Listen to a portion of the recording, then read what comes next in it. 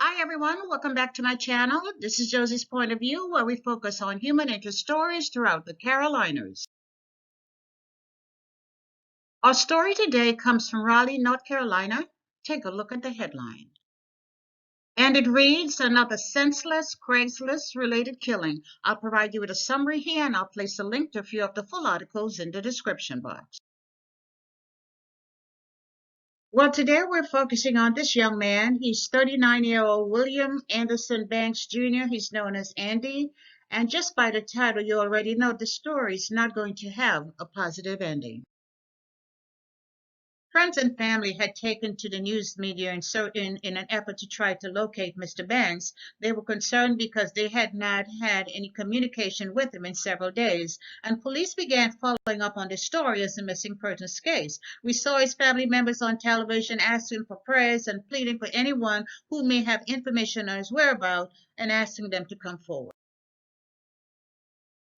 We soon learned that Mr. Banks had been trying to sell his 2011 Range Rover, his silver Range Rover, and he was trying to sell it on Craigslist. And his last appearance was in a location of Cameron Village, which is a shopping center in Raleigh. He had found a potential buyer, and he had arranged to meet that person in a well-known destination, which was the K&W cafeteria, at least the cafeteria location. And that was last Saturday, which was September the 12th.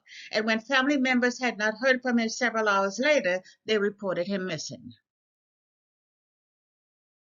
We later learned that Mr. Banks' cell phone had been found along Interstate 40 on Sunday, and with the information retrieved from the cell phone, police were able to trace his contact to a Danville, Virginia resident, and to this man right here, 38-year-old Justin Fernando Merritt, who happens to be a convicted felon. A search warrant of his home revealed a weapon, boxes of ammunition, 2 spent shell casings, a couple of cell phones, and some other items. A short location from his residence, I believe it was reported that 2 doors from where he lived, police found a stolen SUV hidden under a tarp parked behind a vacant building. So he was arrested. He waived his right to extradition, and he was brought back to North Carolina on charges of burglary, possession of a stolen vehicle, and possession of a firearm by a convicted felon. And I'm sure by then police already knew that Mr. Banks was no longer alive and that this man was their most likely suspect.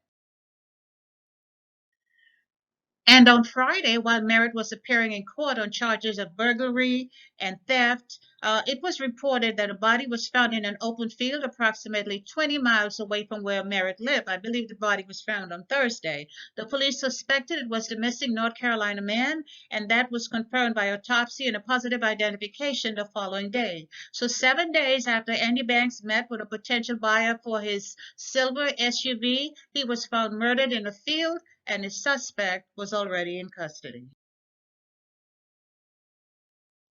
You know, this is one of those stories that really tick you off and make you want to scream obscenities. Here you have a young man who did everything right, and still evil was out there looking and eventually took his life.